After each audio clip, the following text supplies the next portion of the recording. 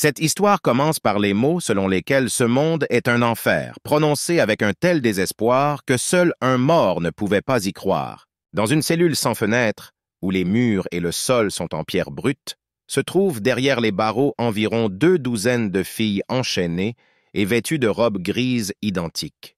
Ils pleurent et veulent rentrer chez leurs parents. Un homme devant les barres salue l'arrivée de quelqu'un qu'on appelle « Votre Majesté ». Il propose professionnellement de s'approcher et de bien regarder ses biens des petites esclaves. L'homme s'adresse à l'arrivée « Monsieur Marquis », et c'était un vieil homme en chair et en os. Il est vêtu d'une chemise blanche comme neige et d'un caraco vert, et son foulard est parsemé de pierres précieuses. Toutes les filles ont l'air brisé. Elles sont en larmes et il n'y a que du désespoir et de la haine dans leurs yeux. L'homme dit de ne pas faire attention au fait que les esclaves sont sales, car il était sur le point de les laver. L'une des filles a l'air un peu différente. Et il ne s'agit même pas des cheveux inhabituels qui coulent avec un dégradé allant du noir au violet, mais de ses yeux. Il y a un défi dans ses yeux. Elle semble mépriser tout le monde. L'une des filles est choisie au hasard par le marchand d'esclaves. Il tire brutalement la pauvre femme par les mains enchaînées, la soulevant du sol. La jeune fille hurle de terreur. Son visage est couvert de larmes et pâle. Le marquis dit au marchand d'esclaves d'arrêter. Il pointe son doigt avec la précieuse bague en direction de la jeune fille qui se démarque parmi les autres. Marquis dit qu'il veut avoir cette fille en particulier. Ils la font sortir de la cellule et la poussent, la faisant retomber sur le sol en pierre. Le marquis et l'esclavagiste se tiennent au-dessus d'elle et rient, sentant leur pouvoir sur la jeune fille et sur toutes les personnes présentes dans la pièce. Le marquis saisit la jeune fille par le menton et la tire fort, la forçant à le regarder comme un animal à la foire. Il lui dit de ne pas s'inquiéter, car il l'achètera certainement. Le marquis se penche sur la jeune fille avec un hideux sourire maniaque. Il dit que conduire des filles qui prétendent n'avoir aucun sentiment au désespoir est pour lui le meilleur plaisir du monde. La fille change soudainement, passant de proie à prédateur. Il jette les menottes d'un geste de la main, regarde le marquis d'un regard glacial. Elle dit que ces données se sont apparemment révélées exactes. Le marquis est en colère et confus. Derrière lui, l'esclavagiste fait un bruit étrange et tombe instantanément au sol. Marquis jure et demande aux filles effrayées si elles le suivent. Il n'a pas le temps de terminer sa phrase, car l'aiguille d'une seringue contenant une substance jaune inconnue est instantanément insérée dans son cou. Marquis hurle de peur, il n'a même pas le temps de se rendre compte de quoi que ce soit. La fille qu'il a choisi d'acheter se tient au-dessus de lui, une seringue à la main. Son visage ne montre aucune émotion, mais sa pose montre la fille comme une gagnante. Une simple robe grossière flotte dans les airs. Elle sort de la baignoire un morceau de tissu mouillé sous les yeux des filles et le tient dans ses mains avec l'intention de le jeter sur les voies respiratoires du marquis. La fille dit qu'elle a presque deviné, qu'elle est sa mort. La jeune fille jette les clés aux autres filles dans la caméra de communication et se retourne. Elle met la capuche sur sa tête et sort des lieux, passant devant l'esclavagiste qui commence tout juste à se rétablir. Lorsque le marchand d'esclaves reprend conscience, toutes les filles de la cellule se tiennent déjà au-dessus de lui. Chacun est armé de quelque chose, une serpillière, un rouleau à pâtisserie, un bâton, un couteau, et leurs expressions faciales n'augurent rien de bon pour le marchand d'esclaves. Une fille en imperméable se tient dans un immeuble. La dame derrière le comptoir lui tend un sac d'argent. Elle dit qu'il n'y a aucune trace de poison, aucune mutilation, tout semble conforme à l'ordre écrit, tout est parfait. La femme suggère que c'était une tâche trop facile pour la jeune fille, car elle est appelée la déesse de la mort. Sur le mur derrière nous, on voit des photos barrées de personnes et on comprend qu'il s'agit d'une guilde d'assassins. La femme dit qu'elle a la prochaine tâche à confier à la fille et lui tend un morceau de papier avec tous les détails. La jeune fille prend la commande dans le contexte d'une autre tâche déjà barrée, le même marquis. Un jeune homme transportant des objets à l'intérieur demande à un habitué si cette fille est vraiment la même tueuse légendaire. Il n'arrive pas à croire qu'une fille si jeune puisse détenir ce titre. L'habitué dit de ne pas se laisser tromper par les yeux du garçon. On nous montre une fille sous une pluie battante, et un habitué dit que c'est un monstre qui a déjà tué plus d'une douzaine de personnes différentes. Tandis que la voix off continue de dire que cette fille a le sang-froid, peu importe qui elle tue, une femme, un homme, un vieil homme, un enfant, la jeune fille entend un miaulement pitoyable et s'approche du chaton. L'homme dit qu'elle est complètement impassible dans son travail, tandis que la jeune fille s'assoit à genoux. Elle ouvre sa cape sur le chaton noir, le sauvant de la pluie, et on voit sa tenue. Le chaton, complètement mouillé, lève la tête et regarde son sauveur avec des yeux émus. Il miaule, et quelque chose qui rappelle vaguement un léger sourire apparaît sur le visage de la jeune fille. Soudain, les vieilles pierres de la tour, où la jeune fille a trouvé le chaton, ne peuvent plus supporter son poids et se brisent sous ses pieds. La jeune fille tombe de terreur de très haut, serrant le chaton contre sa poitrine. La jeune fille ouvre les yeux dans le temple, dans le ciel lumineux, entourée de nombreux petits anges. On dit qu'elle est la pire des hommes parce qu'elle en a tué plus d'une centaine, et c'est pourquoi il recommande qu'elle soit envoyée en enfer. Soudain, le chaton s'avance et supplie tout le monde d'attendre. La fille est perplexe face à ce qu'elle entend de lui et le chaton continue. Il est dit que cette fille l'a sauvée et qu'elle devrait donc être graciée. Les dernières minutes de la vie défilent sous les yeux de la jeune fille. Elle se rend peu à peu compte qu'elle, de sang-froid, a soudainement décidé de sauver le chaton.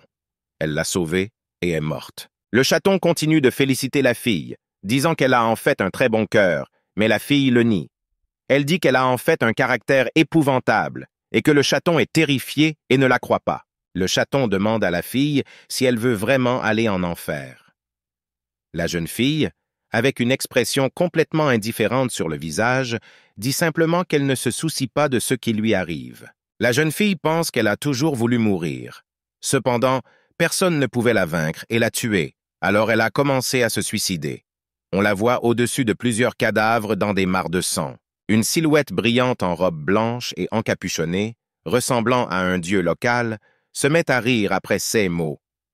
Il suggère que les anges lui confient certains travaux, car elle est la personne idéale. Un vortex d'énergie magique tourbillonne autour de la jeune fille. Elle est extrêmement surprise et s'évanouit peu à peu. Les derniers mots qu'elle entend sont les paroles du dieu local, lui disant qu'elle devrait connaître le pouvoir de l'amour. La jeune fille reprend lentement ses esprits. Sa vision est floue, mais elle voit une silhouette, heureuse d'avoir enfin ouvert les yeux. Il voit un intérieur riche autour. Elle se sent bien au chaud. Elle voit son propre reflet dans le miroir. Le tueur de sang-froid est désormais un bébé enveloppé dans une couverture rose. Un jeune homme souriant, portant des lunettes et un costume bien ajusté, la serre dans ses bras. Il demande au bébé s'il est temps de le nourrir, et le visage de la fille n'est qu'une folle gamme d'émotions. Elle hurle de terreur si fort que sa voix se fait entendre dans tout le palais. Deux jeunes hommes au visage souriant se tiennent devant le personnage principal. Ils tiennent un biberon de nourriture pour bébé et un joli jouet rose pour bébé et la regardent avec adoration. Tous deux rayonnent de joie devant la petite fille, tandis que notre princesse tueuse repose silencieusement dans son lit luxueux. La confusion et l'incompréhension de la situation sont inscrites sur son visage. Croisant les bras sur sa poitrine, le personnage principal commence à résumer ce qu'elle sait. Son nom actuel est Patricia von Anneke. Pour l'instant, c'est un bébé ordinaire, âgé d'environ 1 an. Deux jeunes hommes au-dessus d'elle se disputent à propos de quelque chose, continuant à tenir une bouteille et un jouet dans leurs mains. Ils se regardent avec mécontentement, mais Patricia se souvient qu'elle était une meurtrière et qu'elle est morte. Les garçons proposent du lait et jouent avec Patricia à l'avance, chacun croyant qu'elle veut vraiment ce qu'il a dans la main, pas celui de l'autre. Pendant ce temps, Patricia restaure enfin tous les souvenirs. Dans sa vie passée, elle s'appelait Thoth. Elle était la déesse de la mort, une assassin légendaire. Nous voyons la silhouette d'une jeune fille s'éloignant du tas de cadavres et de sang avec une lame ensanglantée. La petite Patricia est allongée sur le lit dans son costume rose et soupire. La seule chose dont elle ne se souvient toujours pas, c'est pourquoi sa vie meurtrière s'est soudainement transformée en ce monde doux. Le gaz à lunettes prend Patricia, Patty, comme il l'appelle, dans ais et bras et demande à l'enfant ce qui s'est passé. On apprend qu'il s'appelle Leonhard von Anneke et qu'il est le frère aîné de Patricia dans ce monde. Leonhard serre la fille mécontente dans ses bras et lui dit qu'elle est très intelligente, comme toujours. Et en plus, malgré son expression indifférente sur son visage, Patricia est très mignonne et il l'adore. L'autre gars attrape soudainement Patricia des bras de Leonhard et dit que Patia veut vraiment lui faire un câlin. Cela devrait être évident. Leonhard est mécontent de la tournure des événements. Le deuxième jeune homme aux cheveux blonds raides tient Patricia près de lui et lui embrasse doucement la tête. Il s'appelle Gilbert von Anneke et il est également le frère aîné de Patricia. Gilberte demande si elle veut jouer. Léonard rétorque que sa sœur d'1 an n'est plus petite et qu'elle n'en a donc pas besoin. Chaque frère veut passer le plus de temps possible avec sa sœur et c'est pour cette raison qu'ils se disputent. En effet, les frères n'ont pas vu leur petite sœur depuis 1 an pour des raisons inconnues et veulent vraiment rattraper le temps perdu. Patricia est confuse devant tant d'attention et de soins. Elle se souvient qu'elle n'avait ni famille ni proches dans sa vie passée. C'est pourquoi toutes ces affections et cet amour de la part de ses nouveaux proches semblent étranges à Patricia. Elle n'a tout simplement jamais su ce que c'était. Soudain, dans les souvenirs de Patricia, apparaît le claquement des doigts de quelqu'un vêtu de vêtements blancs et dorés. Il dit qu'elle, celle qui n'a aucun sentiment, doit maintenant apprendre ce que sont l'amour et l'attention. Alors que Patricia est abasourdie par ce souvenir et que les frères continuent de se disputer pour être avec elle, un personnage encapuchonné avec une épée dans le dos apparaît sur le balcon. Il s'agit évidemment d'un tueur à gages. On voit Patricia dans les bras de Gilberte, qui se dispute toujours. Derrière, la porte du balcon s'ouvre et le mercenaire s'approche. Patricia se souvient que Dieu a dit quelque chose à propos d'un endroit spécial. Patricia remarque le mercenaire. Elle pense qu'elle ne sait pas exactement pourquoi elle est venue voir ce Dieu. Et en même temps, elle sort du gilet de son frère une épingle dorée pointue avec une étoile à 8 branches. Les frères sont tellement absorbés par la dispute qu'ils ne remarquent même pas le mercenaire. Pendant ce temps, il s'était approché très près, presque tout près, et son épée nue et tranchante était pointée directement vers le cou de Gilberte. Patricia décide qu'il y a quelque chose chez cet enfant, après tout. Et puis, d'un mouvement momentané affiné par de nombreuses années d'entraînement, il se penche sur le bras de Gilberte et enfonce une épingle dans le tueur à gages. Une épingle vole directement dans l'œil gauche du tueur. Il ne s'attendait pas à une telle résistance, encore moins à ce que quelque chose se passe mal. Le tueur pose avec horreur sa main sur son œil, où une épingle dépasse et où le sang coule abondamment. Patricia se demande d'où le tueur a pu venir d'ici. Léonard et Gilbert continuent de se disputer, inconscients, et le tueur tremble de sa blessure et tombe du balcon. Seul le bruit de la chute d'un corps massif distrait les frères de leur dispute. Ils se taisent, se retournent avec surprise et se demandent depuis combien de temps cette fenêtre est ouverte. Léonard ferme la fenêtre en disant qu'il vaut mieux la garder fermée, sinon Patia pourrait certainement attraper froid. Pendant ce temps, Gilberte surpris s'exclame qu'une épingle a soudainement disparu de son costume. Léonard se retourne au même instant et demande à Gilberte, mécontent et inquiet, s'il a laissé l'épingle à côté de Patricia. Gilberte lui assure avec crainte qu'il ne ferait jamais une chose pareille de sa vie. Gilberte continue de tâter l'endroit où devrait se trouver l'épingle et dit que tout cela est très étrange, car il ne l'a plantée là que récemment. À ce moment, Patricia observe silencieusement ses mouvements confus. Léonard met doucement Patricia dans le berceau et demande si son frère l'a touchée en état de légitime défense.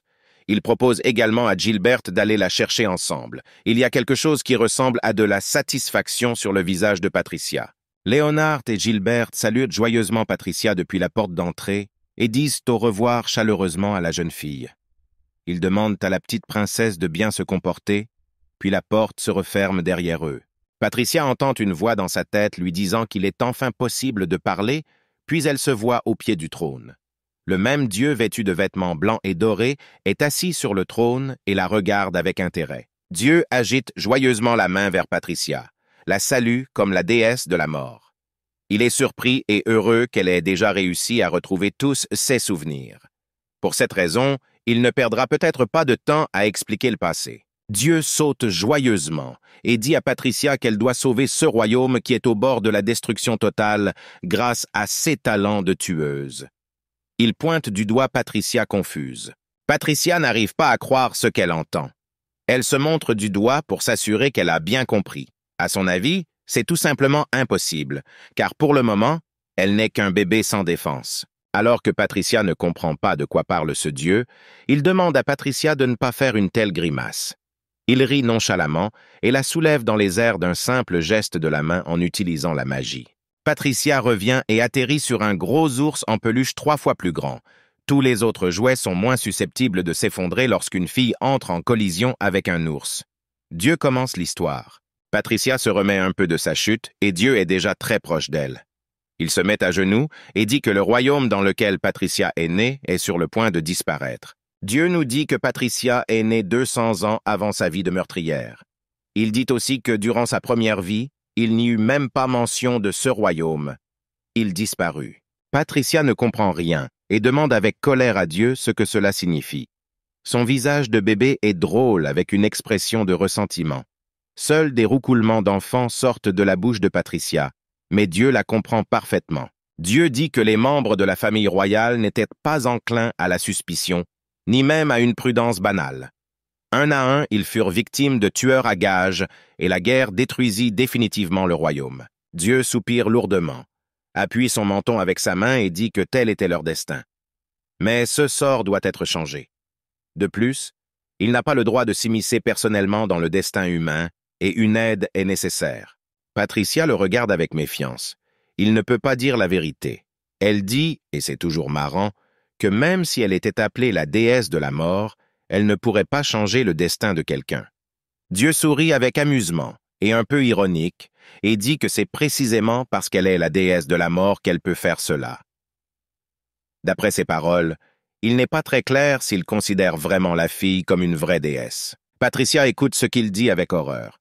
Dieu dit qu'avec une influence suffisamment forte dans ce monde, absolument tout est possible. Il dit à Patricia qu'elle doit aussi devenir incroyablement forte cette fois-ci. Dieu dit que le fait que Patricia doive recommencer et être sa punition pour tous les meurtres qu'elle a commis est la pire des personnes. Patricia nie avec colère qu'elle est aussi une personne ordinaire. Dieu reconnaît qu'il s'agit d'un problème et claque à nouveau des doigts d'un air pensif. Cependant, il dit que Patricia est très importante pour lui en ce moment.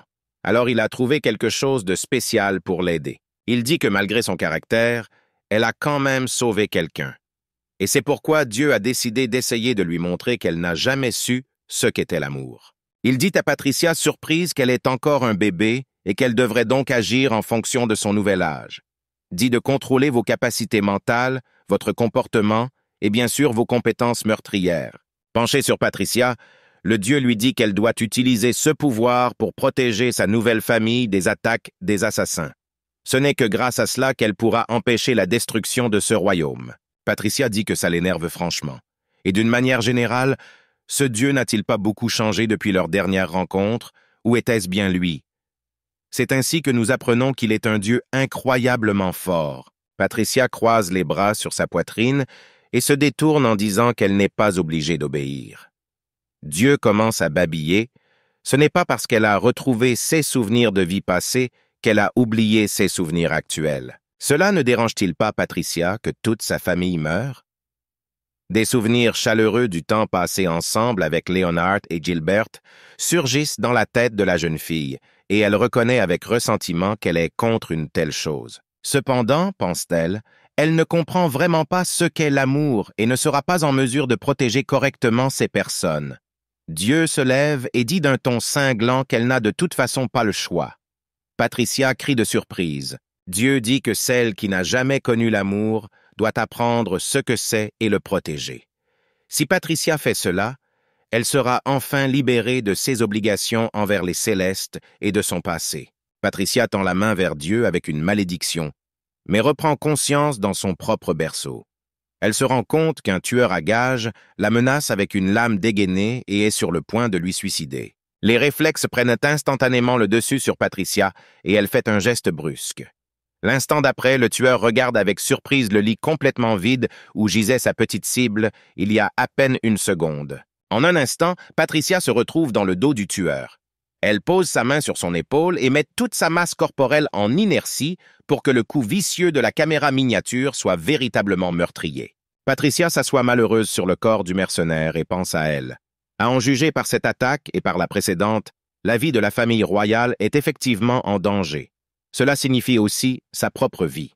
Patricia voit un couteau par terre et des pensées qui ne sont pas les siennes commencent à résonner dans sa tête. Celle qui était autrefois appelée la déesse de la mort, Thoth, et désormais Patricia von Anneke, doit obéir à certaines restrictions dans cette vie. Patricia prend le couteau dans sa petite main. La voix dit que premièrement, on ne peut pas se suicider ou faire quoi que ce soit pour mourir. Deuxièmement, Vous ne devriez jamais parler de votre passé à personne. Patricia se tient avec un couteau presque plus gros qu'elle et entend la troisième règle. Vous ne pouvez parler de votre mission à personne. Ces restrictions lient son âme et elle ne peut donc simplement les ignorer.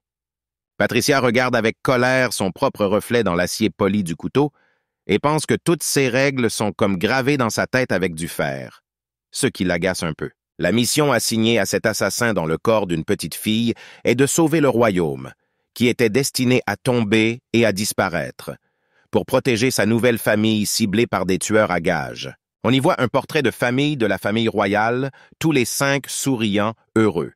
On apprend également que Patricia doit terminer la mission avant son 12e anniversaire, car c'est à ce moment-là que le royaume tombera. Patricia pense avec colère qu'en général, elle s'en fiche, mais se souvient des paroles de Dieu et est ennuyée de se voir constamment confier des commandes avec une rémunération franchement merdique. Patricia attrape plus facilement le couteau avec ses petites mains et, avec de la haine dans ses yeux violets, se promet que malgré tout cela, elle tuera un jour ce Dieu insolent. Nous voyons comment, au milieu de la nuit noire, un gars en cape avec une capuche court dans les rues de la ville. Il respire fort, fatigué d'avoir couru, mais il a aussi l'air terrifié, alors quelqu'un le poursuit. Et en effet, nous voyons Tot, toujours dans son ancien corps, courir après lui avec une expression glaciale et absente et une lame tranchante nue. Elle se précipite avec confiance après le garçon dans les rues sombres. Soudain, Tot entend un son inexplicable, comme si quelque chose de gros était tombé. Elle tourne le coin et ses yeux s'écarquillent en réalisant. Le garçon a grimpé sur le toit et a laissé tomber l'échelle derrière lui, rendant impossible la montée. Le garçon respire lourdement et rit méchamment, essuyant la sueur de son visage avec une main gantée. Il pense que grâce à cela, Tot ne pourra plus le rattraper, ce qu'il lui dit avec vantardise. Alors qu'il termine sa phrase, Tot saute par-dessus les murs de la ruelle et se retrouve en haut, juste derrière le garçon, en un éclair. Il n'a même pas le temps de se rendre compte qu'elle s'est retrouvée si vite à côté de lui. Tot atterrit à côté du garçon sur le toit avec un mouvement précis et expérimenté, lui coupant la vie avec sa lame. Le sang du garçon inonde le toit, il meurt avec un couteau à la main et tombe. Tot le regarde avec un air de dégoût sur le visage. Elle demande froidement au garçon déjà mort qui il pense qu'elle est pour dire des mots aussi audacieux. Après tout, c'est une tueuse légendaire et elle peut tout faire. En bas, quelqu'un entend le bruit de la chute du corps du garçon et une foule commence à se rassembler sur le lieu de sa mort. Quelqu'un crie qu'il y a eu un meurtre, les lumières s'allument et Tot se dissout dans l'obscurité de la nuit. Cet épisode sombre touche à sa fin et l'on voit l'obscurité totale se transformer en lumière. Femme brune, heureuse et souriante, la reine appelle Patricia et lui demande de venir chez sa mère. Patricia sourit maladroitement, faisant semblant d'être une enfant ordinaire, même si dans son esprit elle crie après tout le monde autour d'elle, en colère contre ceux qu'ils pensent qu'elle estimate. Elle se tient debout sur des jambes tremblantes et s'accroche au lit. Blond et pensif, le roi Lawrence von Anneke demande d'une voix douce à sa femme si elle pense qu'il est trop tôt pour que Patricia puisse marcher. Après tout, elle parvient à peine à garder les pieds droits et fait des efforts. La reine Julia von Anneke rit et répond que son père se soucie trop de Patricia. Elle dit qu'avec les fils aînés, Leonard et Gilbert, le mari était beaucoup plus strict. Lawrence soupire et dit sérieusement à sa femme que Patia est tombée amoureuse d'elle, tout aussi belle et merveilleuse. Bien sûr, il s'inquiète, mais du coup, ce petit miracle va-t-il être blessé d'une manière ou d'une autre? Lawrence exige plus d'attention envers Patricia.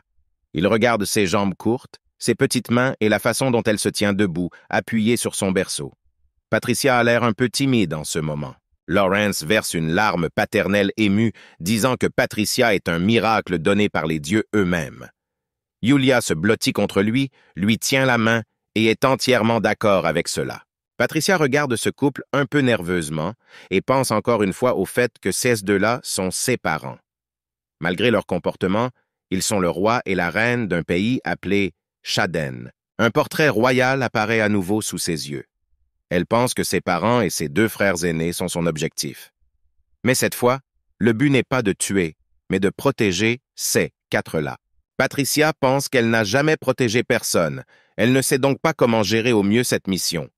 Pendant ce temps, le roi et la reine se plaignent que Patia ait appris à marcher avant ses frères. Julia pose ses mains sur ses propres joues, rougissant de voir à quel point leur fille est mignonne. Elle rappelle à Lawrence que Patricia est tout simplement incroyable quand elle essaie. Patricia veut la frapper pour de tels propos. Patricia trouve aussi que c'est étrange. Elle marche à un tel âge. Elle suppose que le dieu impudent a dû faire quelque chose à son corps local, car elle est beaucoup plus forte qu'elle n'en a l'air, et on ne sait pas à quel point. Patricia pense tristement que même si elle est plus forte qu'un enfant normal, et peut même se déplacer plus vite que ses parents, elle est vraiment désolée de devoir se comporter comme un bébé maladroit normal. Ces pensées sont interrompues par une question de sa mère, si Patricia est fatiguée. Elle prend la jeune fille dans ses bras à côté du roi, l'embrasse doucement sur le front et lui demande pardon, car c'est déjà l'heure de leur calme. La petite Patricia est allongée dans son berceau et a l'air bouleversée. La main de son père lui caresse la tête et elle ne pense qu'à la phrase que Dieu a dite, qu'elle a besoin d'apprendre ce que sont l'amour et l'attention. Pour une raison quelconque, les silhouettes des parents semblent floues aux yeux de Patricia. Elle pense qu'elle ne peut ni les regarder correctement, ni les toucher. Mais ils ne mangent même pas ensemble. Comment est-elle censée les aimer? Patricia se tient au bord du balcon de sa propre chambre, et un sac contenant une seringue de poison repose sur le sol à côté de son lit. Après que tous les souvenirs de sa vie passée lui soient revenus, elle a compris quelque chose. Patricia brandit un couteau depuis le balcon et pense que dans tout le palais, la chambre de ses enfants est l'endroit le plus facile à pénétrer par des intrus. De plus, comme elle est encore un bébé, elle semble être la cible la plus facile pour un meurtre. Les cadavres des tueurs étaient sous l'eau, et Patricia pense qu'elle a beaucoup de chances qu'il y ait une rivière qui coule sous le balcon. Elle pourra ainsi se débarrasser des cadavres et des preuves. Et aussi qu'elle était probablement protégée par Dieu jusqu'à ce moment.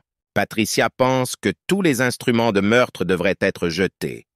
Elle est sur le point de se débarrasser de la bouteille de poison lorsqu'une autre attaque se prépare contre elle par derrière.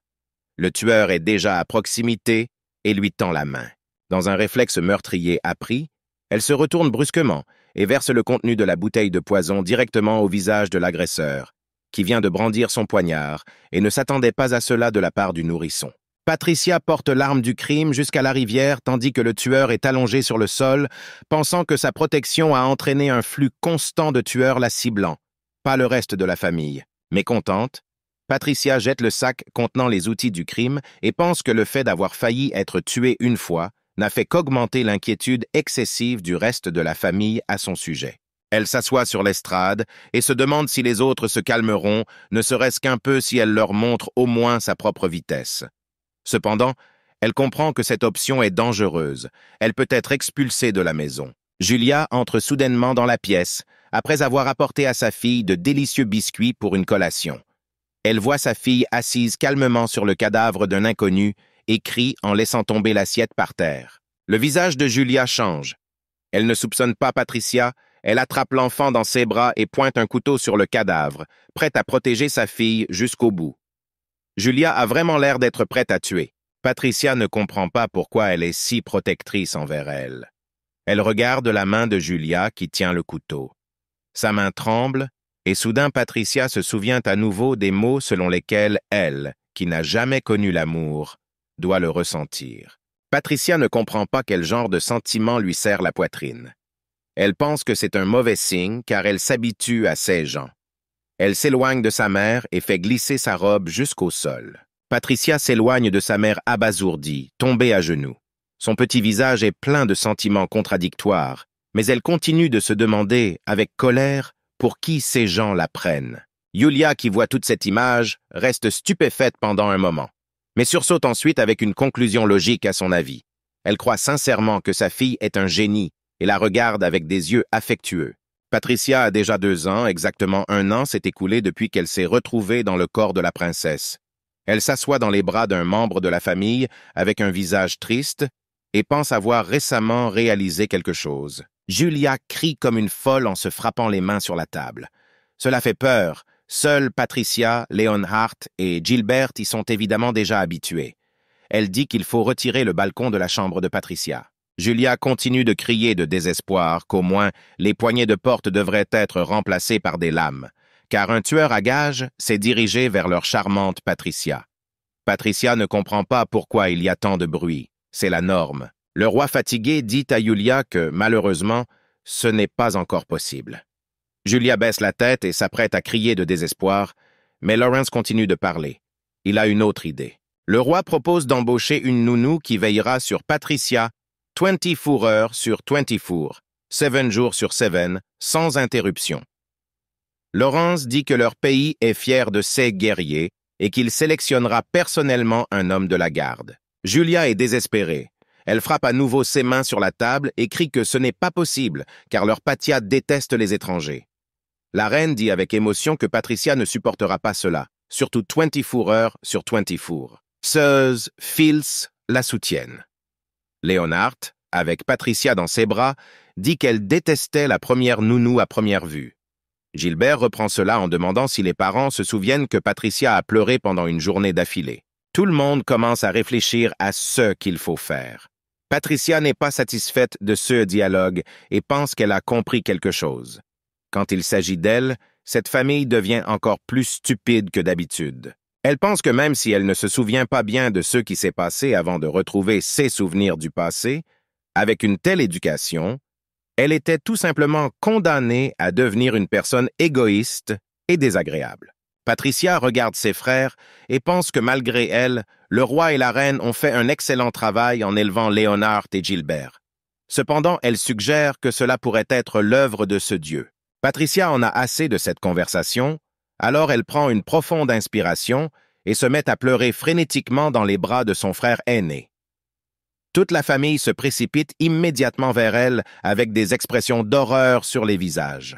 Tous les quatre se tournent vers elle, demandant à sa fille et à sa sœur ce qui s'est passé, pourquoi elle pleure. Et Patricia ne connaît qu'un moyen de mettre fin aux disputes dans cette famille, et cela fonctionne sans faute. Patricia essaie encore plus fort. Elle donne des coups de jambes dans tous les sens, agite ses petites mains et fond en larmes. Elle pense que tant qu'ils n'arrêteront pas de se disputer, elle ne se taira pas. Leonard fait valoir un point intelligent.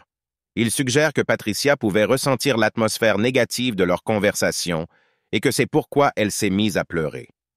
La famille est surprise d'entendre cela, mais elle prend son fils au mot. Gilbert prend délicatement Patricia dans ses bras et lui sourit joyeusement. Il dit à sa sœur qu'ils ne se sont pas vraiment disputés, que tout va bien, qu'elle devrait donc arrêter de pleurer et se calmer. Étonnamment pour toute la famille sauf Patricia, ça marche, et la fille s'arrête, souriante à la place. La famille pousse un soupir de soulagement et remercie Gilbert d'avoir empêché la petite princesse de pleurer. Julia prend Patricia dans ses bras et les deux frères, ainsi que le roi, tombent au sol avec soulagement, souriant de sa beauté. Patricia pense avec scepticisme qu'ils étaient incroyablement surexcités. Patricia se souvient d'un portrait de famille légèrement différent et pense au même amour dont Dieu a parlé. Elle en arrive à la conclusion que si elle les protège, elle devrait au moins leur sourire de temps en temps. 6 ans plus tard, Patricia a déjà 7 ans. Il fait beau dehors et quelqu'un appelle la petite princesse par son nom. Une voix demande où est Madame Patricia. Pendant ce temps, la princesse tient par le col un autre tueur perdant au-dessus du balcon qu'elle a battu jusqu'à lui donner de terribles contusions, des larmes frénétiques et un tremblement de partout. La servante de la petite princesse entre dans sa chambre sans s'arrêter pour l'appeler. Au moment où la femme apparaît dans la pièce, Patricia lâche le tueur perdant et il tombe dans une rivière commode. Patricia grandit pour devenir une fille extrêmement belle. Elle a des tenues et des bijoux exquis qui ne font que souligner sa beauté. La fille dit à la femme de chambre que tout va bien, qu'elle est là, et pourquoi y a-t-il tant de bruit? Est-ce qu'il s'est passé quelque chose? La servante est très heureuse d'avoir enfin réussi à retrouver la petite princesse. Soulagement et nervosité s'inscrivent à la fois sur son visage plissé. Elle dit que Patricia devrait se dépêcher chez son père. En empruntant le couloir menant au bureau de son père, Patricia pense automatiquement qu'il ne reste plus de sang et qu'elle s'est occupée du corps. Néanmoins, la jeune fille se demande pourquoi son père a pu l'appeler chez lui. Patricia frappe à la porte du bureau du roi et s'incline comme l'exige l'étiquette. La servante derrière elle sourit. Patricia se tourne vers son père et lui demande pourquoi il l'a appelée. Dans le cabinet se trouve non seulement le roi, mais aussi la reine. Ils demandent à leur fille de s'asseoir en face et de se rassembler en esprit pour lui expliquer le motif de la convocation. Tous deux ont l'air très excités. Le roi parle, et ses paroles semblent faire tomber le sol sous les pieds de Patricia. Il raconte à sa fille de 7 ans que lui et la reine ont finalement décidé qui deviendra le futur fiancé de Patricia. Patricia pâlit à cause de ce qu'elle entend, comme frappée par la foudre. Sur son visage, il y a le choc et l'incrédulité. Elle n'aurait pas pu imaginer que ce problème serait résolu pour elle, et d'ailleurs, à un si jeune âge. Père dit joyeusement que Julius sera son fiancé. Maman, qui se tient derrière avec enthousiasme, ajoute qu'ils s'étaient déjà vus une fois, mais Patricia était encore très jeune et ne se souvient probablement de rien. Les parents précisent que Julius est le prince d'un pays voisin. C'est pourquoi ils s'y rendent tous les deux pour lui rendre visite. Patricia reste à la maison avec ses frères, ce qui rend la situation de la fille encore pire. Car tout le monde doit être protégé.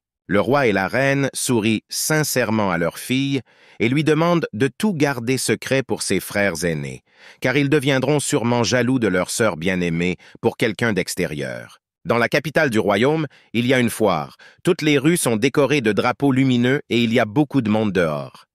Patricia pense sombrement à l'idée de se faire dire de garder un secret. Gilbert, avec qui Patricia se promène, remarque que sa sœur est bouleversée par quelque chose.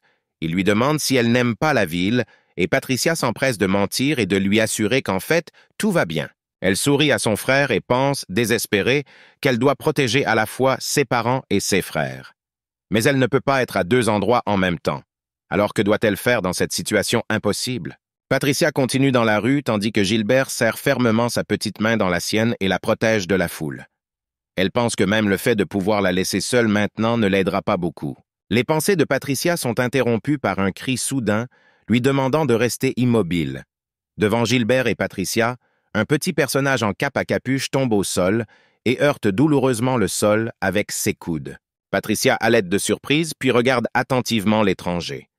Il regarde son corps meurtri avec des bleus et des égratignures, les yeux prédateurs pleins de haine, les vêtements déchirés bon marché et le sang qui coule du nez. Les yeux de Patricia s'écarquillent, et dans une soudaine révélation, elle se rend compte que ce malheureux garçon sauvage lui ressemble incroyablement, issu d'une vie passée et meurtrière. Patricia se rapproche du garçon, qui ne s'est pas relevé de terre, figé devant la fille dans l'indécision. Elle remarque que ses yeux sont pleins d'obscurité, tout comme la sienne dans une vie antérieure. Patricia veut s'adresser au garçon, commence même à parler, mais elle est soudainement interrompue par un cri répété exigeant de s'arrêter et de rester immobile.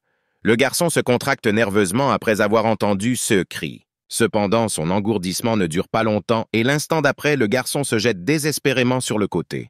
Il contourne Patricia et fait de son mieux pour s'échapper. Patricia le supplie de s'arrêter et de parler. Gilbert intervient soudain dans la situation. C'est un gars entraîné, donc il attrape facilement le garçon par derrière et le renvoie au sol avec un puissant coup de poing et à nouveau face contre terre. Un homme accourut vers eux, heureux de voir que le garçon a été attrapé. Cependant, Gilbert demande d'abord à l'homme ce que le garçon a fait exactement. L'homme répond qu'il est un esclave en fuite et qu'il doit être attrapé. L'homme sourit d'un sourire écœurant de propriétaire d'esclaves et assure à Gilbert et Patricia qu'il ne faisait que faire son travail et que ce gamin effronté lui a mordu la main et a osé tenter de s'échapper. L'homme assure qu'il s'occupera plus tard de l'esclave rebelle et demande de lui remettre le garçon. Il n'oublie pas de remercier Gilbert de garder toujours le garçon. Pendant ce temps, Patricia récupère ses vêtements. Une image terrible s'ouvre à elle sous la cape. Il n'y a littéralement aucun espace de vie sur le corps du garçon. Il est couvert d'ecchymoses et de brûlures. On peut voir qu'il est régulièrement et sévèrement battu sans raison. Le garçon sanglote, réalisant ce qui l'attend. Il tremble d'horreur et de ressentiment car il a presque réussi à échapper au propriétaire de l'esclave. Patricia est en colère et pense que les mots sur le travail sont des mensonges. D'un mouvement brusque, Patricia se lève, pleine de détermination, regardant directement le propriétaire d'esclave. Gilbert est assez surpris par son comportement. Il ne comprend pas ce que va faire sa petite sœur. Patricia dit au propriétaire d'esclaves d'un ton froid et nonchalant qu'elle achète ce garçon. Elle remet une mèche de cheveux derrière son oreille et précise le prix qu'il souhaite en obtenir. Gilbert regarde Patricia avec une grande surprise et le propriétaire de l'esclaverie, ne prenant visiblement pas la petite fille au sérieux. Il dit qu'elle ne peut pas se permettre une telle acquisition. Patricia enlève sa boucle d'oreille d'un seul mouvement et la jette au propriétaire de l'esclave. Elle lui demande si cela suffit, et l'homme n'arrive pas à croire qu'il a un véritable joyau entre les mains. L'homme est toujours dans la stupeur, et donc Patricia pense que cela ne suffit pas, et envisage déjà de retirer la deuxième boucle d'oreille. Le propriétaire de l'esclave récupère alors et lui crie qu'une boucle d'oreille est plus que suffisante. Patricia se tient au-dessus du garçon battu et lui dit de se lever, car elle va conclure un contrat avec lui. Le gars la regarde d'un air maussade, il ne comprend toujours pas ce qui vient de se passer. Patricia se penche vers le garçon et lui tend la main. Elle dit qu'il l'accompagnera et qu'il ressemble probablement à un véritable ange pour le garçon à ce moment-là. Il y a une sacrée surprise sur son visage. Au milieu des rues de la foire se tient un propriétaire d'esclaves stupéfait, tenant toujours à la main une précieuse boucle d'oreille. Il n'a pas de mots, car tout s'est passé trop vite et de manière confuse, même pour lui. Dans la ruelle, le garçon est assis sur une grande caisse. Et par terre, Gilbert s'est abaissé vers Patricia et lui dit que c'est pour cela qu'il a dit que c'était une mauvaise idée. La famille royale ne peut pas posséder d'esclaves. Patricia, avec le visage d'un petit ange innocent, met la main sur son cœur et demande d'une voix douce si tout ira bien si ce garçon n'est pas son esclave. S'il veut juste, par exemple, discuter avec elle, Gilbert s'emporte et crie qu'il ne peut pas faire ça non plus. Il pointe le garçon du doigt et dit qu'on ne sait pas clairement d'où il vient. Et en général, Patricia se retrouve trop souvent dans des situations dangereuses. Patricia fait une grimace offensée et compliquée à ces propos de son frère.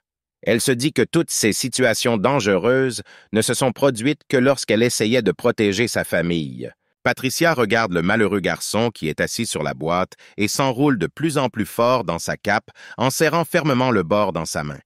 Elle demande au garçon s'il veut s'enfuir et il est surpris. La princesse s'approche et lui dit gentiment que cela ne la dérange pas s'il s'enfuit. Cependant, avant cela, elle aimerait qu'il mange au moins quelque chose et elle va aussi soigner toutes les blessures de son dos. Le gars réfléchit un peu à quelque chose qui lui est propre, puis demande maladroitement à Patricia combien valent ces boucles d'oreilles qu'elle avait l'habitude de payer pour lui. En même temps, ses yeux ne brillent pas de vie. Ils sont morts. Patricia entend sa question et sourit narquoisement. Elle regarde le garçon, touche avec sa main la boucle d'oreille qui est toujours sur elle et dit au garçon que son prix dépend désormais uniquement de lui. Le gars est impressionné par sa réponse. Il semble que dans sa tête, le monde entier se soit rassemblé et bouleversé. Des étincelles de vie apparaissent dans ses yeux et il semble voir Patricia correctement pour la première fois. Une soudaine exclamation grossière interrompt le trio de ces moments sensuels. Quelqu'un s'approche rapidement d'eux et les visages de Gilbert et Patricia semblent effrayés. Le garçon ne lève pas la tête. 3 voleurs apparaissent dans la ruelle, tous portant des cagoules, et le principal a un long tuyau de fer dans les mains. Il dit que Gilbert et Patricia ressemblent à des gens riches, alors il devrait tout leur donner.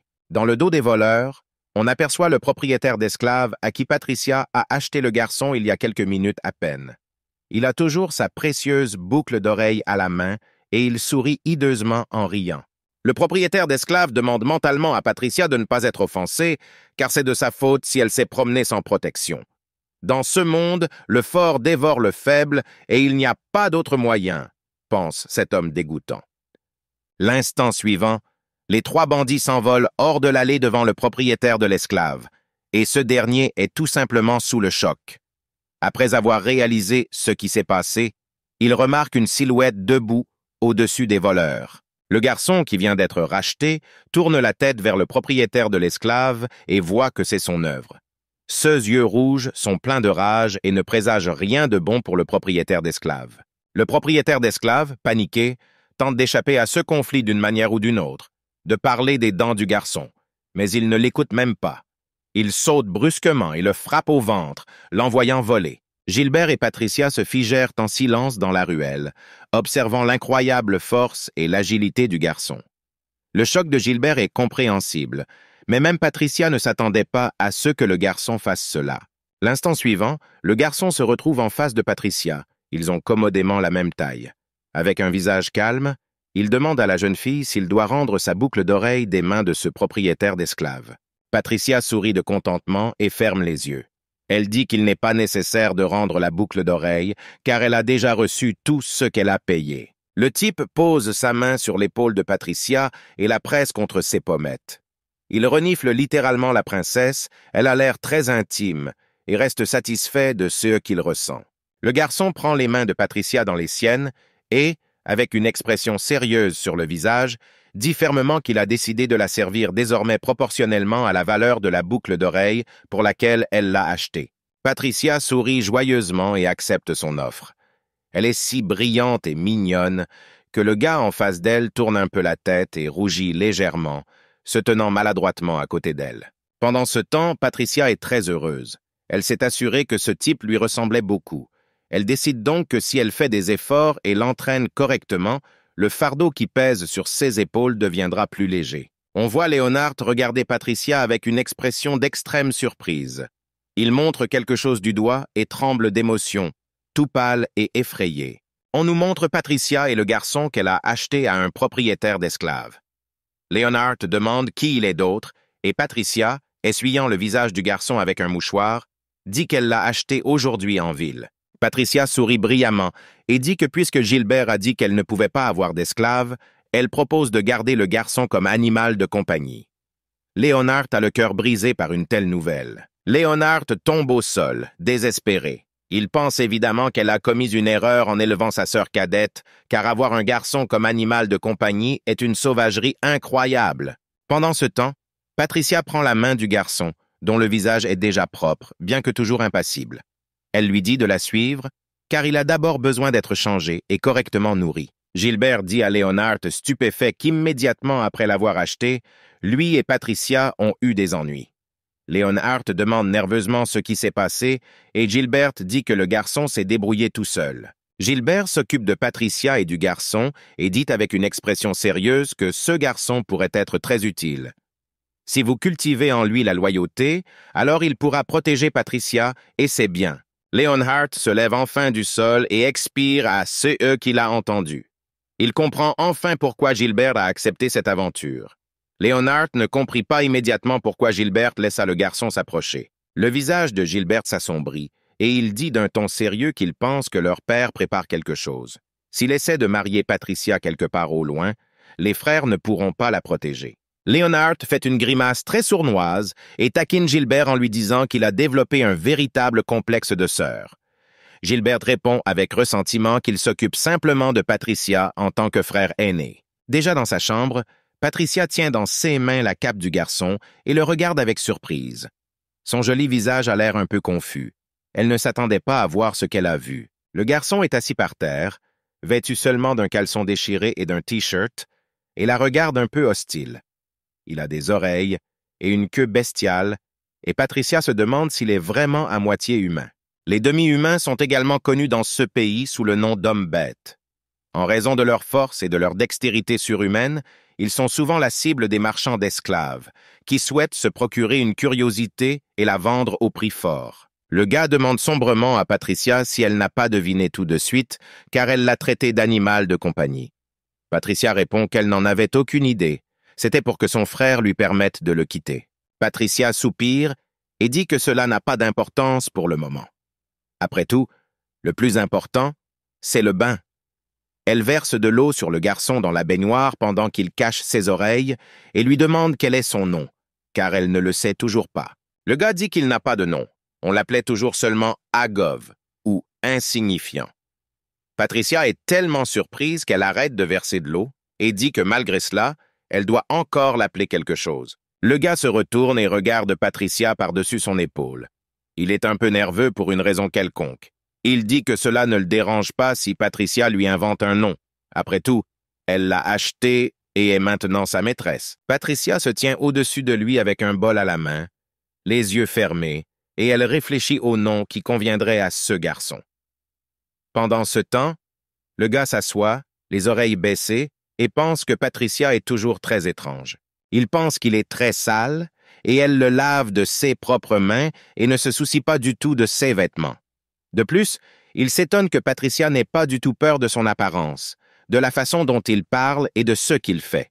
Le gars pense qu'il n'a pas bien regardé où ils allaient. Mais la maison de Patricia est tout simplement immense. Ce ne doit pas être une simple femme riche. Et il a aussi entendu comment la servante l'appelait princesse, et c'était étrange. Tandis que le garçon est confus dans ses pensées, Patricia se savonne la tête. Il se bouche à nouveau les oreilles pour empêcher l'eau ou le savon d'y pénétrer. Pendant ce temps, Patricia se concentre pour essayer de lui trouver un nom. Patricia se souvient que dans sa vie passée et meurtrière, elle n'avait pas non plus son propre nom. Elle menait toujours le travail jusqu'au bout et faisait tout ce que le client voulait. Elle-même n'a donc pas remarqué qu'elle s'appelait Tot. Patricia sourit enfin et essuie la tête du garçon avec une serviette. Elle dit que le nom est extrêmement important et symbolique. La princesse décide que désormais le garçon s'appellera Toto.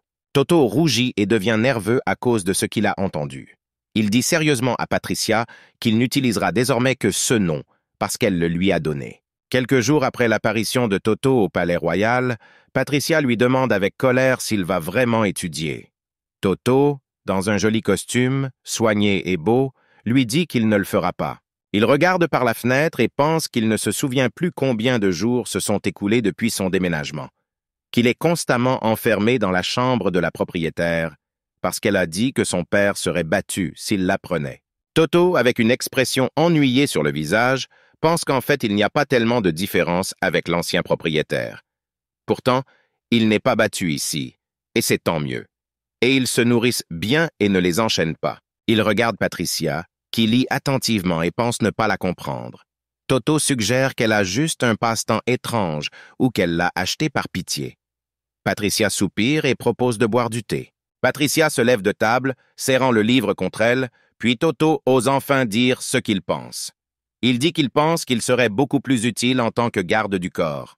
Toto, n'entendant pas d'objections immédiates, devient un peu plus courageux et dit avec passion à Patricia qu'en fait il ne veut pas s'asseoir avec des livres, mais se battre avec des ennemis. Essu's oreille se dresse nerveusement pendant qu'il parle. Patricia se présente à la porte avec un livre à la main. Elle a un doux sourire sur le visage, comme si elle parlait à un enfant. Patricia dit qu'il est trop tôt pour que Toto s'entraîne et qu'il doit être patient. Les oreilles de Toto se baissent de frustration. Il est offensé que Patricia ne le prenne pas au sérieux. Il ne comprend pas ce que signifie « tôt » et en général, que peut comprendre n'importe quelle fille à ce sujet. Toto est assis sur une chaise, les jambes repliées sous lui. Sa tête est baissée, ses oreilles sont enfoncées et il est désespéré. Après tout, selon Toto, combattre quelqu'un est la seule chose qu'il peut faire dans cette vie. Soudain, une silhouette encapuchonnée apparaît dans la pièce. Le prochain assassin envoyé appelle Patricia et Toto réagit instantanément, sautant de sa chaise et prenant position face au mercenaire. Toto ne comprend pas quand le tueur a réussi à entrer dans la pièce et comment il n'a rien remarqué. Le tueur, à son tour, regarde Toto et se rend compte qu'il est un demi-humain. La princesse a-t-elle un esclave? Le tueur décide que toutes les tentatives précédentes pour tuer la princesse ont échoué précisément à cause de la présence de ce demi-humain en elle. À ce moment, Toto se rapproche et donne un coup de pied à l'homme dans le ventre. Cependant, le tueur résiste facilement à son coup et frappe Toto lui-même en retour. Il attrape le garçon par la gorge et le soulève dans les airs. Le tueur dit qu'il s'est trompé et qu'en réalité, ce demi-humain n'est pas si fort. Le tueur à gages se lance dans une frappe puissante, les yeux remplis d'une rage aveugle. Sa voix est étouffée derrière son masque, mais il dit que Toto n'a pas eu de chance de le croiser aujourd'hui. Derrière le tueur, Patricia apparaît comme une ombre éclair.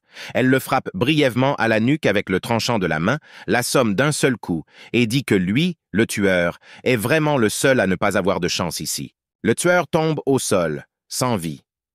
Patricia lui serre élégamment la main après le coup, comme si de rien n'était. Toto, qui est assis par terre, regarde le tueur et n'arrive pas à croire ce qui s'est passé. Patricia laisse échapper un soupir déçu et sourit d'un sourire prédateur. Elle suppose à regret que le tueur à gages n'a pas entendu ses derniers mots et qu'en général, il n'entendra rien d'autre dans cette vie. Toto la regarde avec de grands yeux. Il est à la fois effrayé et choqué. Le garçon ne pouvait pas imaginer que sa maîtresse soit capable d'une telle chose. Il regarde Patricia et se demande qui est l'estimated. Patricia frappe dans ses mains dans un geste absolument familier, invoquant Debola. La servante apparaît instantanément à proximité avec une expression complètement impénétrable sur le visage et demande à la princesse si elle l'a appelée. Patricia montre le cadavre du tueur à la femme de chambre et dit que des intrus se sont à nouveau infiltrés, donc Debola devrait nettoyer la pièce. Debola halète et dit que nous ne pouvons laisser personne voir cela. Patricia sourit et dit à Debola qu'elle sait qu'elle va certainement s'en occuper. Debola rougit, alors qu'il attache le tueur pour qu'il s'en débarrasse. tandis que Toto regarde avec un total étonnement. Debola emballe l'assassin mort dans un sac et disparaît avec lui dans une direction inconnue. L'expression du visage de Toto est tout simplement inégalée. Il a complètement cessé de comprendre ce qui se passe et qui est Patricia. Pendant ce temps, Patricia sourit à Toto et lui demande discrètement s'il va désormais évaluer sobrement ses propres forces. En réponse, Toto demande seulement à Patricia qui elle est, car d'autres l'appellent princesse. Patricia feint la surprise et demande si elle ne s'est pas encore présentée à lui. Et puis elle fait une courbette élégante et dit qu'elle s'appelle Patricia von Anneke, elle est la fille du roi Lorenz et la princesse du pays. Toto regarde Patricia avec un visage pâle et effrayé. Il ne peut pas croire ce qu'il a vu et entendu, que cette petite fille qu'il a achetée dans la rue est bien la princesse du pays de Chaden. Patricia pense qu'elle a déjà trouvé quelques failles dans les limites de Dieu. Vous ne pouvez pas parler du passé et de votre mission, mais cela ne veut pas dire qu'elle ne peut pas révéler ses capacités meurtrières. Par exemple, Patricia se souvient qu'un jour, elle a battu à moitié mort un tueur très talentueux et l'a convaincu de la rejoindre. On voit que c'est la même servante, Debola, qui porte désormais le meurtrier jusqu'à la rivière. Patricia tend la main à Toto et lui dit qu'elle a vraiment besoin de lui. Toto ne comprend pas ce qu'elle veut dire, alors Patricia lui explique que les membres de la famille royale sont toujours en danger. La main tendue, Patricia dit à Toto que sa famille doit être protégée, et aussi que c'est une chance incroyable pour lui de devenir encore plus fort, qu'il peut le faire. Toto rougit et est gêné. Patricia a l'air très convaincante, elle-même rougit un peu en disant ces mots à Toto. Elle demande de manière convaincante au garçon de devenir encore plus fort et d'aider à protéger sa famille. Toto est convaincu que Patricia est anormale, mais sans même s'en rendre compte, il était fasciné par son éclat. Toto se met à genoux et prend la main tendue de Patricia. Il regarde Patricia et pense que le désir de protéger la princesse et toute sa famille, qui sont la cible des tueurs insidieux, est tout à fait naturel et normal pour quiconque. Toto entend l'appeler la reine Julia, la mère de Patricia, et ses oreilles tremblent de peur. Il se cache derrière un coin pour ne pas attirer son regard, et la femme continue de l'appeler en tenant quelque chose dans ses mains. Toto regarde prudemment au coin de la rue après un moment. Il a une expression méfiante et triste sur son visage. Il espère mentalement que la reine Julia est déjà partie loin et ne l'a pas remarqué. Gilbert et Leonhardt apparaissent soudain derrière lui. Ils sourient à Toto et disent qu'il est là. Après tout, leur mère l'a recherché sans succès dans tout le palais. Le visage de Toto s'assombrit instantanément. Gilbert n'aime pas ce qu'il voit et demande d'un air menaçant à Toto si celui qui est venu le chercher a oublié. Toto s'incline en retour, mais dit fermement que sa maîtresse est la princesse Patricia. Gilbert entend cela et s'emporte. Il crie à Toto qu'il a même convaincu leur mère à ses côtés, et Leonhardt a du mal à retenir son frère. Toto pense que la reine est au moins la plus calme des deux. Toto pense avoir pris connaissance des attaques constantes contre la famille royale et pense que la princesse veut lui confier la protection du roi et de la reine. Mais seule Julia, pour une raison quelconque, le considère comme une poupée de costume. Pendant ce temps, Leonhardt se tourne vers Toto. Il dit que c'est lui qui a fait du garçon le serviteur personnel de ses parents et demande si Toto comprend pourquoi cela s'est produit et ce qu'il est tenu de faire. Avec des visages sérieux, les frères racontent que leurs parents partent à l'étranger pour marier Patricia au prince d'un pays voisin.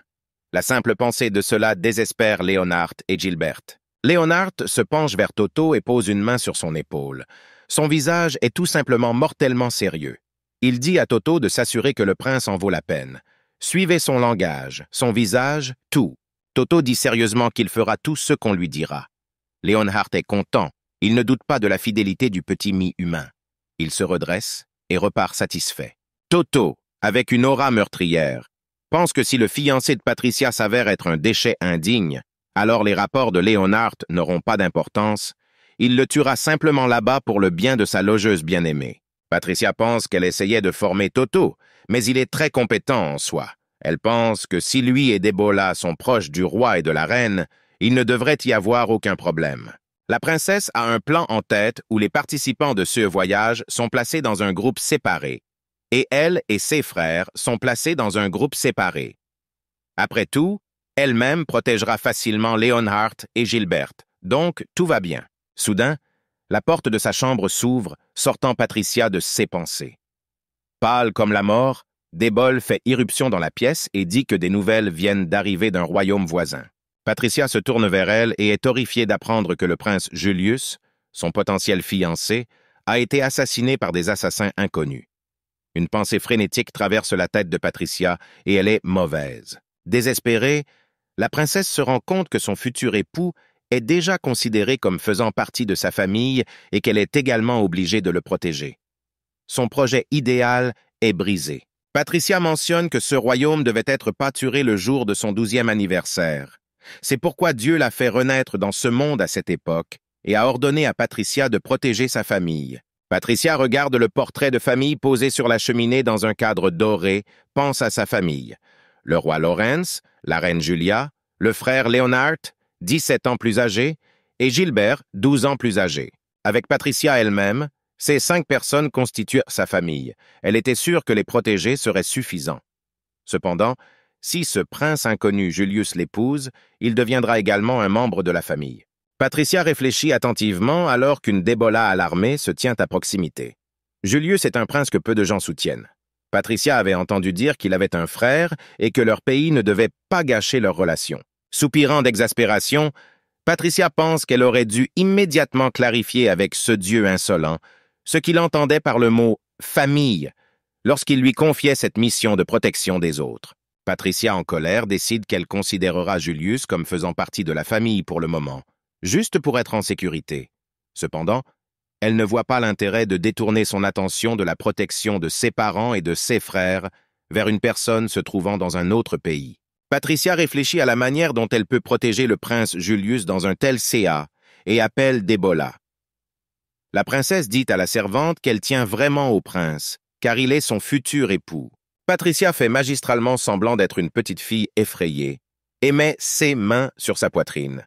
Elle dit à Débola qu'elle craint pour la vie du prince et souhaite également que quelqu'un puisse le protéger à sa place.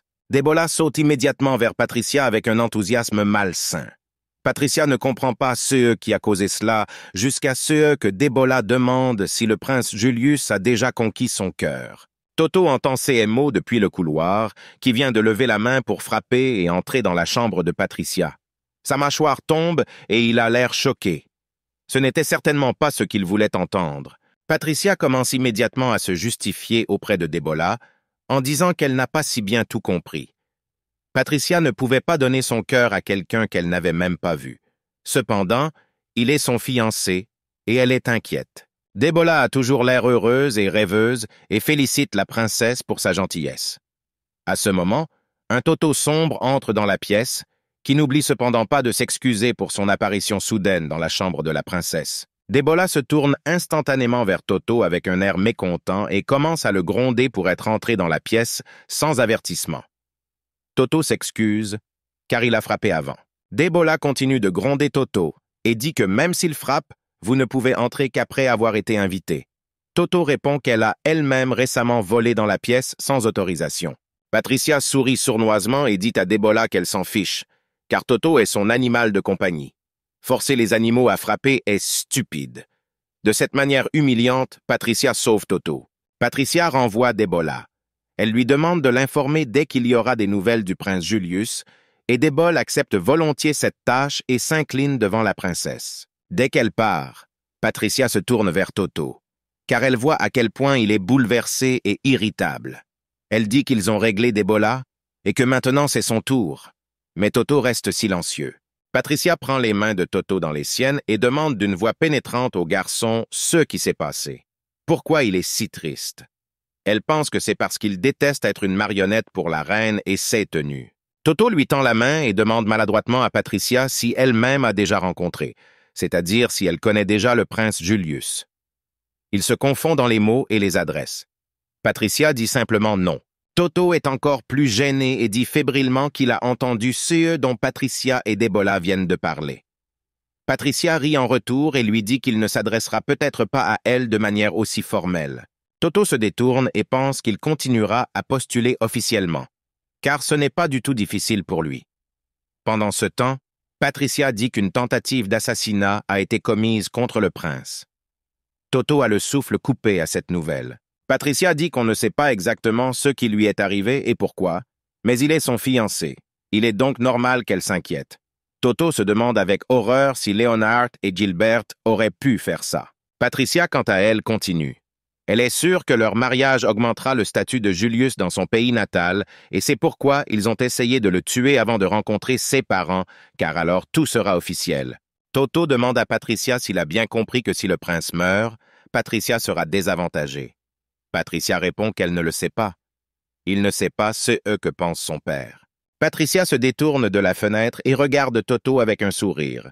Elle précise que si le prince Julius devient son fiancé, elle ne le laissera pas mourir. Toto est très affecté par ses propos. Toto met la main sur son cœur et veut désespérément assurer à Patricia qu'il l'aidera de toutes les manières possibles. Mais à ce moment-là, Debola fait irruption dans la pièce. Encore, elle crie qu'ils ont des ennuis. Nous voyons un garçon blond marcher avec confiance dans le couloir devant les servantes courbées. Debola dit que le prince d'un pays voisin, Julius, vient d'arriver à leur palais pour une visite. Cette nouvelle choque Patricia et Toto. Ils se tiennent comme frappés par la foudre et regardent Debola en silence, incapables de digérer et de comprendre ce qu'ils ont entendu. Patricia demande nerveusement à Debola ce que tout cela signifie, car personne ne l'a prévenu de la visite du prince. Debola dit que c'est vrai, et que le prince Julius est arrivé sans aucun avertissement. Debola réfléchit un moment et dit que même l'ambassadeur n'était pas au courant de cette visite de Julius. Il a été très surpris lorsqu'il a découvert tout, et cela s'est produit de manière très soudaine et inattendue. Patricia commence immédiatement à réfléchir activement. Elle ne croit pas que le prince héritier puisse prendre une telle mesure sans raison valable. Elle suppose également qu'il essaie d'éviter quelque chose de irrespectueux. Pendant que Patricia réfléchit à quel genre de personne est réellement Julius, Toto lui suggère de partir en reconnaissance et de tout découvrir pour elle. Patricia le refuse et demande à Debola de préparer tout le nécessaire. Un sourire confiant et narquois traverse le visage de Patricia et elle annonce à Debola et Toto qu'elle va rencontrer son fiancé.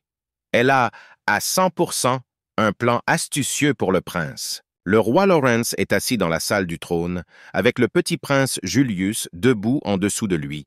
Le roi lui présente ses excuses de l'avoir fait attendre, car il avait des affaires urgentes. Lawrence est un peu nerveux. Il prend une inspiration et demande au prince Julius pourquoi il a décidé de faire une visite si soudaine au royaume Shaden en personne sans prévenir personne. On voit enfin le visage du prince Julius. C'est un beau garçon avec des cheveux presque blancs comme neige et des yeux jaunes. Il porte une longue boucle d'oreille à l'oreille gauche et son manteau est parsemé de pierres précieuses. Le prince Julius ne semble ni arrogant ni sournois pour le moment. Il s'incline devant le roi Lawrence et lui demande de pardonner ses manières et dit qu'il est venu discuter de l'assassinat. Lawrence dit qu'il a entendu de l'ambassadeur que la vie du prince avait effectivement été récemment attentée. Julius confirme ses paroles, mais dit que, comme le roi peut le constater, il est désormais en parfait état. Julius sourit. Il le sait. L'ambassadeur s'est rendu à Shaden et a pensé qu'il ne pouvait pas permettre à la famille royale de s'inquiéter de son état. C'est pourquoi Julius s'est empressé de venir voir en personne. Lawrence dit qu'il comprend maintenant pourquoi. De l'autre côté de la porte de la salle du trône se trouve Patricia, qui surprend leur conversation et pense comme son père. Ils arrivent aux mêmes conclusions. Les conclusions de Patricia et du roi sont que l'ambassadeur de Jules est du même côté que les assaillants du prince. Les personnes qui ont assassiné le prince tentent de perturber leurs fiançailles et de désavantager Julius. Patricia pense que Julius a décidé de s'assurer que le roi Lawrence ne romprait pas les fiançailles et c'est pourquoi il est venu en personne. Elle comprend que Julius est courageux et déterminé et évidemment loin d'être idiot. De plus, Patricia est sûre que Julius pourra éviter de nouvelles tentatives d'assassinat. Elle décide que l'organisateur de l'attaque était le frère de Julius et que le prince n'est donc en première ligne qu'en parole.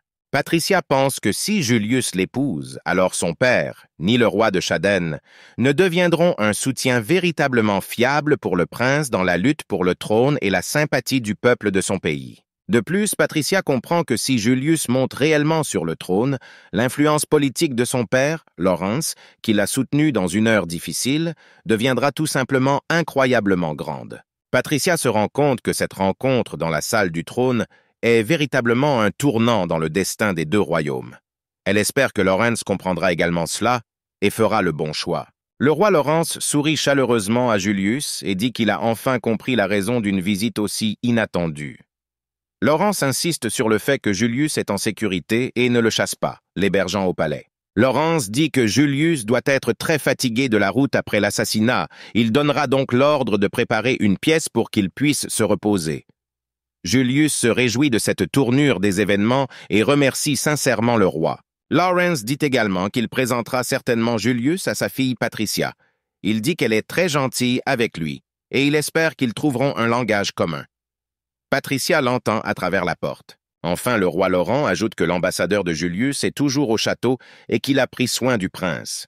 Il dit qu'ils devraient se voir et Julius pâlit à cause de ces mots, mais dit qu'il remerciera certainement l'ambassadeur. Soudain, on frappe à la porte de la salle du trône et Patricia entre dans Laurence et Julius.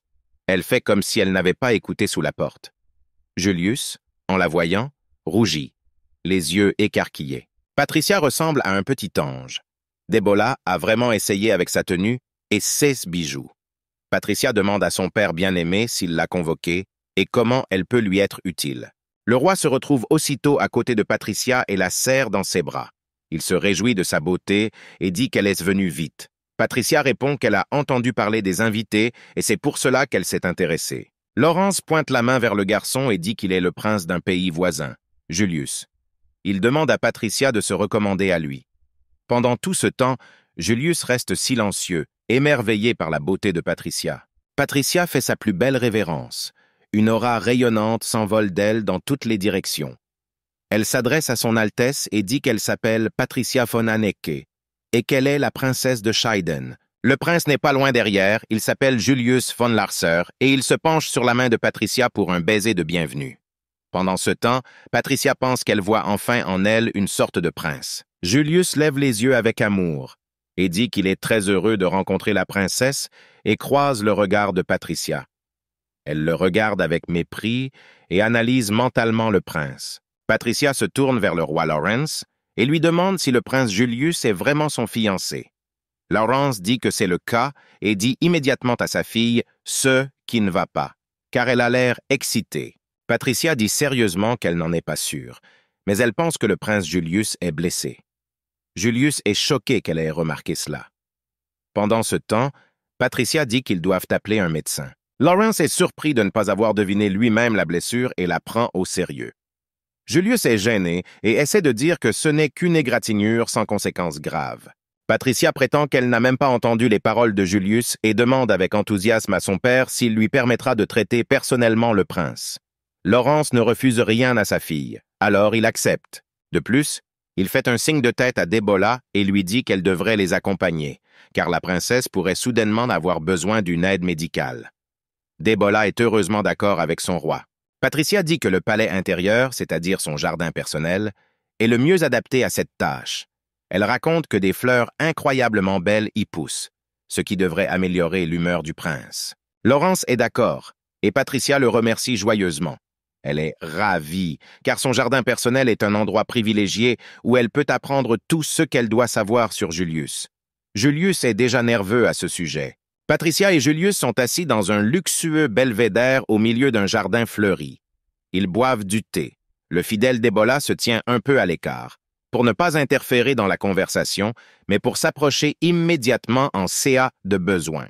Patricia sourit joyeusement à Julius, tenant élégamment une tasse de thé. Elle demande s'il est vrai qu'ils ont récemment tenté de le tuer, et elle le fait avec beaucoup de désinvolture. Julius est choqué par le calme avec lequel Patricia pose des questions à ce sujet, comme s'il s'agissait d'un sujet de conversation standard. Il lui demande nerveusement qui lui a parlé de cela et continue d'être surpris par cette fille. Patricia dit calmement que tout le monde dans le palais en parle maintenant. Peu importe où vous regardez, qu'une tentative d'assassinat a été commise contre la vie du prince Julius. De plus, elle parle de la blessure que le prince lui a montrée plus tôt. Julius rit nerveusement et répète que ce n'était qu'une égratignure, rien d'important ni de dangereux. Cependant, il demande à accepter sa gratitude pour que la femme de chambre de Patricia la soigne. Patricia dit poliment que cela ne vaut pas les remerciements et sourit à Julius. En même temps, elle pense que malgré ses paroles à propos de l'égratignure, elle a entendu dire qu'il s'était retrouvé avec une très grosse échymose. Patricia demande avec désinvolture à Julius s'il veut vraiment l'épouser. Elle a l'air complètement innocente quand elle pose cette question, Mais Julius s'est presque étouffé avec son thé à une telle question. Patricia dit qu'elle sait que Julius est le prince héritier. Cependant, elle note que quelqu'un a ciblé sa vie et que, comme preuve du soutien du royaume Shaden, il devrait la vouloir comme épouse. Patricia fait alors une grimace et dit que si Julius continue à craindre qu'elle ait empoisonné son thé, il pourrait aussi bien renoncer à son droit au trône maintenant.